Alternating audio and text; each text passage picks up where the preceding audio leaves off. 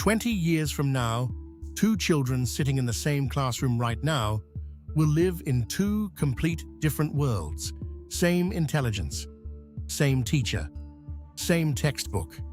By the time they turn 40, one of them will own assets, the other will spend a lifetime renting. The wealth gap between them is being decided right now, and not a single dollar has changed hands yet. Most people believe the wealth gap begins when adults start earning money. They believe the problem is salary, or savings, or the cost of living.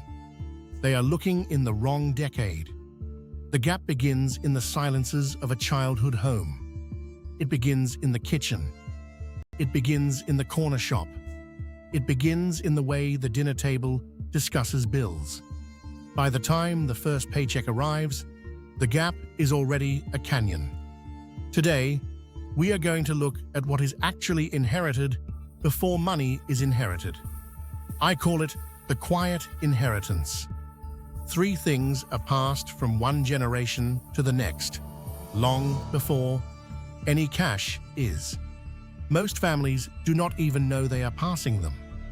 And these 3 things decide more about a child's future net worth than any salary or scholarship ever will. The first inheritance is the vocabulary. Listen to how a family talks about money. In some homes, money is a verb.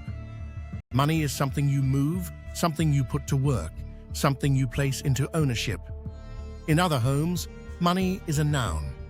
Money is a thing that arrives and disappears. Money is a number on a bill. The child's brain absorbs this grammar before the child can count. The words a family uses become the borders of what the child can imagine. If money has never been spoken about as something that creates more of itself, the child does not grow up planning for that. They grow up planning to survive it. The second inheritance is the witnessing. This is the most powerful of the 3, and it works through a quiet system in the brain called mirror neurons.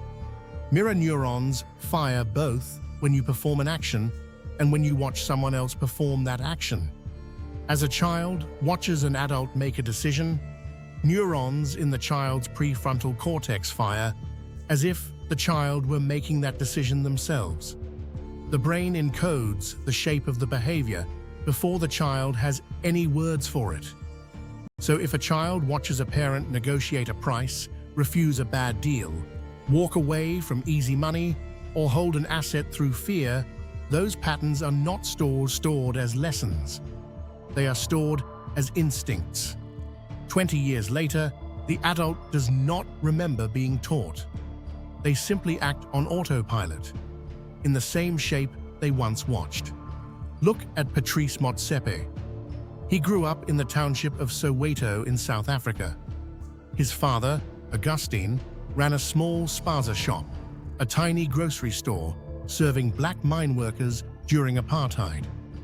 From the age of 6, Patrice worked behind the counter. He did not inherit money. His family did not have money. What he inherited was a 30-year masterclass in trust, credit, and patience. He watched his father give bread on credit to mine workers who could not pay until payday. He watched his father read the character of a stranger in 3 seconds. He watched his father absorb losses without complaint and rebuild margins without anger. Decades later, when Patrice walked into the South African mining industry and began buying low-producing mines that everyone else had given up on, he was not making a gamble. He was running on a 30-year inheritance of business intuition that no business school could ever sell. He became the first black billionaire in South African history. Not because he inherited a fortune, because he inherited a way of seeing. Now here is the part most finance channels will never tell you. The richest families on earth do not pass down money. Money is the easiest thing to lose, the easiest thing to tax, the easiest thing for an heir to burn through. What the richest families actually pass down is structure. They pass down ownership systems. They pass down a private list of trusted operators. They pass down a way of thinking that treats every dollar as a soldier with a job. The poor inherit habits of consumption. The middle inherits habits of saving. The rich inherit habits of allocation. By the time the heir is 20, they have already absorbed a thinking pattern that takes most adults a lifetime to manufacture. This brings us to the third inheritance, the ceiling. The ceiling is the size of the future a child's family allows them to imagine. There is a system in the brain called the default mode network. When you are not actively focused on anything, the default mode network runs quiet simulations of your future self. It pulls from memories, conversations, observations, and stories. It imagines who you will become. The problem is simple. The default mode network can only simulate what it has seen. If a child has never been around adults who owned businesses, the brain has nothing to model an owner self on. If a child has never met an investor, the brain cannot run a clean simulation of being one. The ceiling of the family becomes the ceiling of the simulation, and the simulation becomes the destination. This is why the wealth gap is not really a money gap. It is an exposure gap. It is a vocabulary gap. It is a witnessing gap. It is a ceiling gap. And every one of those gaps is invisible. You cannot see them on a tax return. You cannot fix them with a raise. You cannot close them in a year. But you can close them in a decade if you start now, deliberately, with your eyes open.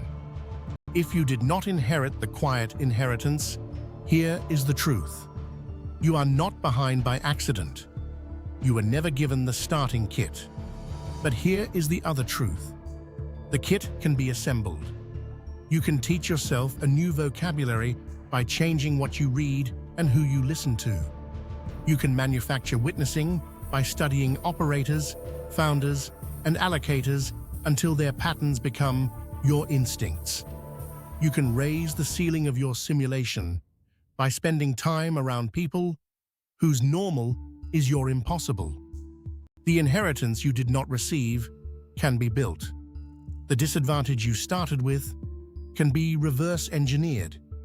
It takes years, but it is the most important project a person can ever take on, because it changes not just your life, it changes the inheritance you will quietly pass to anyone who watches you next.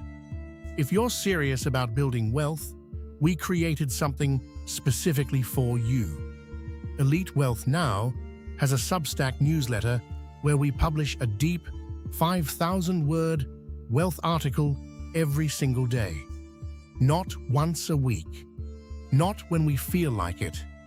Every single day. Our mission is simple.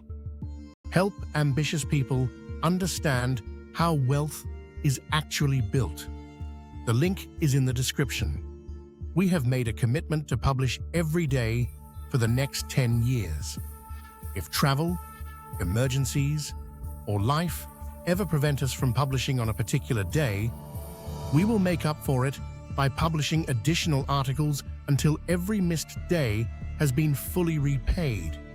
No shortcuts, no disappearing, just consistent compounding knowledge. If this video has changed how you think about wealth, do 3 small things right now. Subscribe to the channel, like the video, turn on notifications so you never miss a single upload. If you've read one of our Substack articles, comment the word Substack below. I read every comment, and I want to know who is serious about this journey. Most people consume information. A small minority build understanding, and understanding compounds. I'll see you in the next one.